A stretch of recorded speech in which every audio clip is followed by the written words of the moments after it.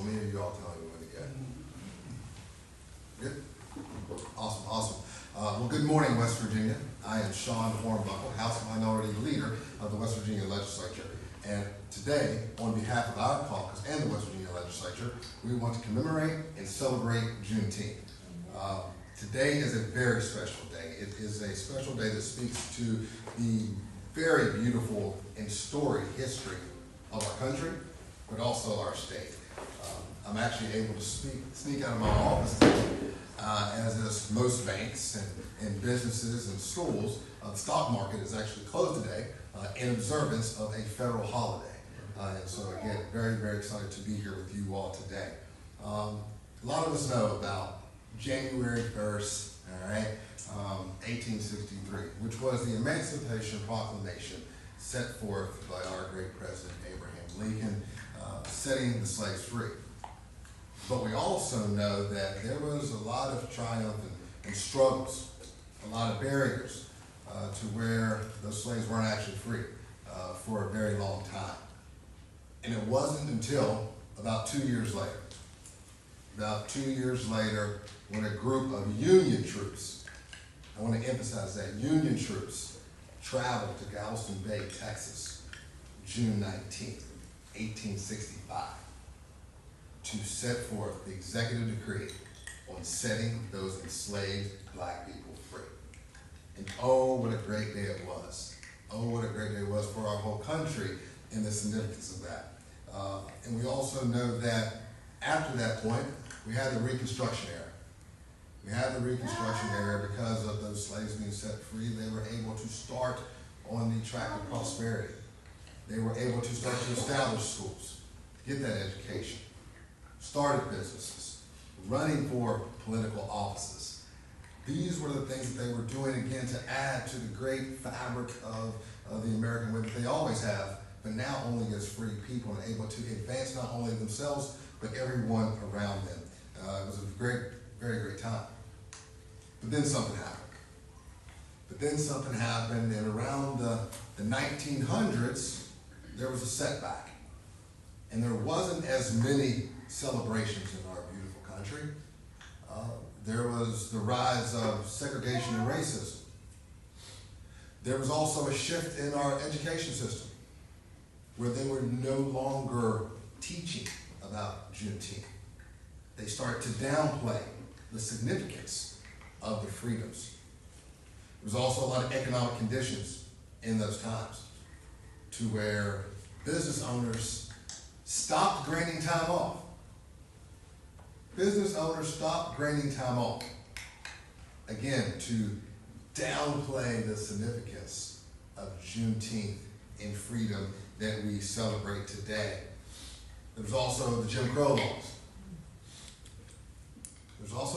laws. And in no way were they going to teach everybody about what was going on in our country. But then we had the Civil Rights Movement. And oh, what a beautiful time in our country. Again, the fight for everybody to again have freedoms, human freedom. And that's when Juneteenth and what we celebrate today started to come back into the forefront. And again, just such a joyous time. And there's going to be a lot of stories about this and how we got to this point. But I'm also today, I want to pass it off to my fellow delegate, Hollis Lewis, to talk about some of that storied history with our state as well. Hello, and thank you guys for being here on this great holiday. My fellow West Virginians, the media, everybody in between. We're here today to address a critical oversight by our state not recognizing American history. West Virginia's failure to designate Juneteenth as an official state holiday, while the federal government and other states have taken this important step, West Virginia continues to lag behind.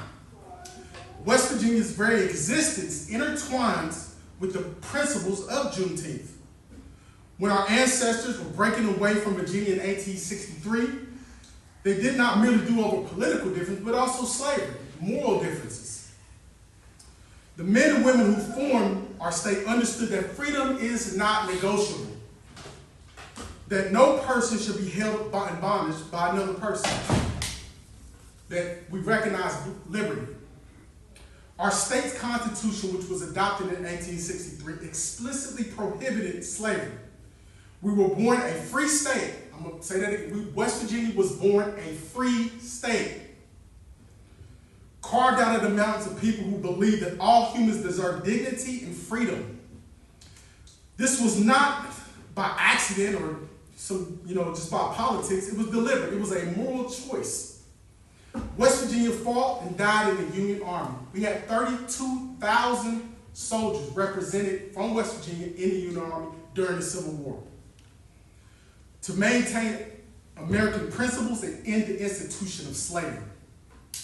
Juneteenth, Delegate Hornbuckle in 1865 in Galveston, Texas, where soldiers arrived and let those slaves who didn't know they were free, hey, y'all free. And the promise of West Virginia to help fight and secure, it finally reached that corner of the nation. And again, it's not only just an American promise, it's not just a Texas promise, that's a West Virginia promise. We fought for that. Again, 32,000 soldiers from our little state, our mountainous state, fought to maintain American principles. When we fail to recognize Juneteenth as a state holiday, we fail to honor our own history. We diminish our sacrifices made by West Virginians who stood for freedom. We ignore the fundamental truths our state was founded on: liberty, justice, regardless of race or background or socioeconomic status. Because again, if you were West Virginia, we got more in common with each other than we know. Some may argue that we have enough, holidays and federal recognitions and different things of that nature. But what do we tell our children? Do we tell our children that we're going to ignore it, or do we tell them to stand on the principles of West Virginia? Do we tell them that until everybody's free, no one's free? Do we tell them that Juneteenth not only recognizes the end of slavery, but it recognizes the liberation of all people in West Virginia, whether it's Black Americans, Latino Americans, Asian Americans, Indigenous Americans, and all our neighbors? It tells the world that the mountain state remembers its roots and honors our values. Today, I'm calling on our Governor Morrissey and fellow legislators to correct this oversight immediately. During the 2024 session, I actually introduced a bill that would make Juneteenth a state holiday. It was HB 5638. It didn't make committee, and unfortunately wasn't taken up.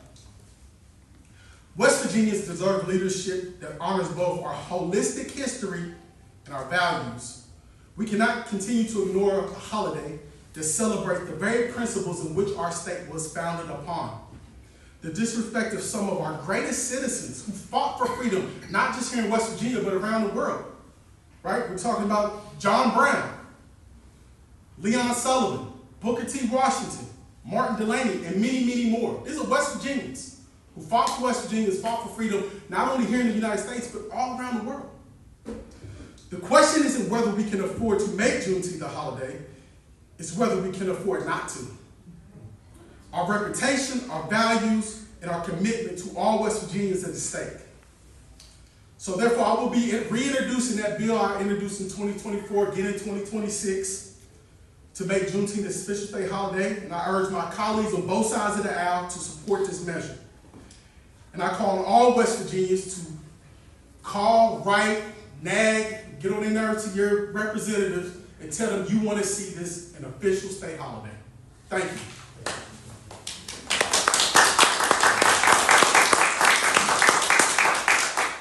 Again, today is a great celebration.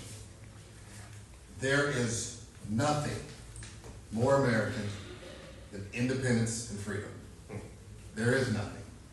We have two in this country, 2 Independence Days, and today is one of them. There is nothing more West Virginian than Juneteenth. And we need to make sure that that is clear. And I'm very excited today. I think it's very profound that it's on the eve of West Virginia Day. And I'll give a little early happy birthday to West Virginia, because that is very important. Again, it's very, very storied, right? And I want to thank our prior federal administration and President Biden for recognizing that as a federal holiday. Very, very important. I want to thank my former governor, current senator, and the second best coach that's ever graced the Capitol, Jim Justice, who recognized Juneteenth as a state holiday and engaged all those workers across the state, whether it was in the Eastern Panhandle, Northern Panhandle, Southern Coalfields, Charleston, or the Jewel City of Huntington, a day off. That's what my senator did.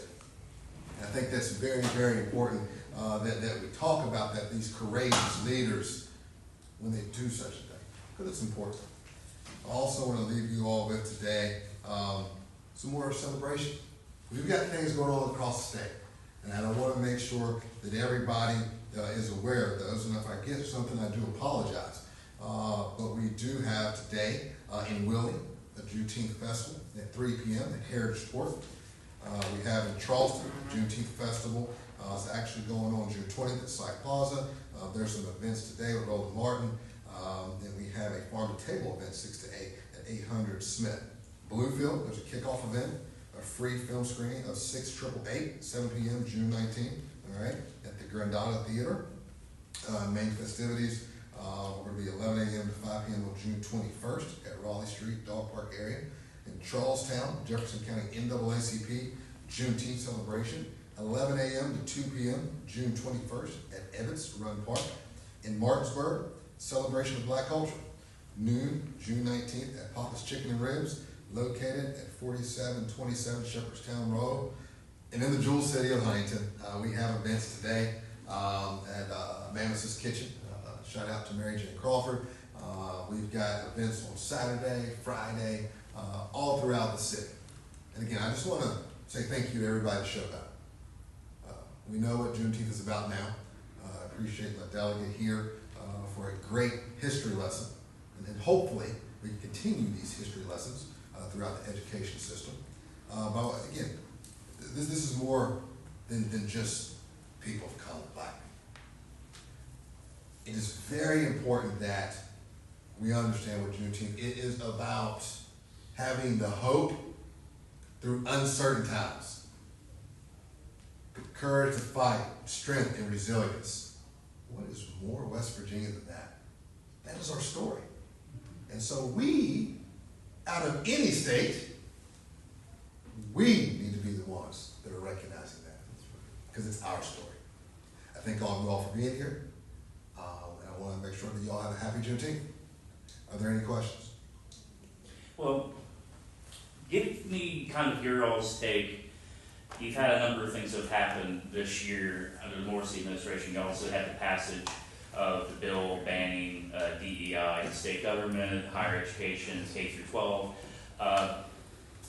The Herbert Henderson Office of Minority Affairs at least still exists, but at least in the budget for the next fiscal year, there's no line item specifically for it, so it's unclear to me how it's being funded or what it's doing. They haven't put out a press release at least since the end of the day before Morrissey took office. So, I mean, given that, along with the fact they didn't make today a state holiday like they have under previous governor, well, I mean, talk a little bit about all that added together and your thoughts on that.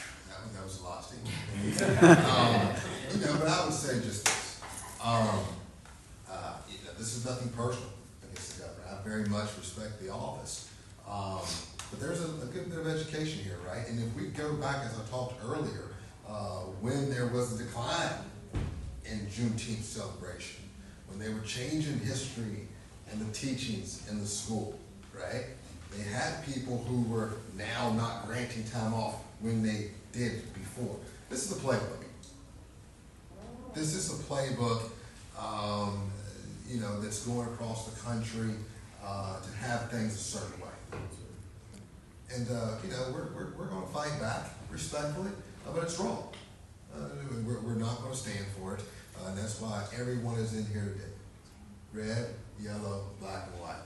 We're just going to stand tall. We're going to stand together, and that's what it's about. Thank you. Any more questions? Shout out to former Delegate Caleb Hanna. Good to see you in here, man. And again, make sure that we teach somebody, right? And I don't fault him. He's not from West Virginia, he might not know of the history, right? And that's okay, but we're gonna teach it. We're gonna work together, because it's important that we do that.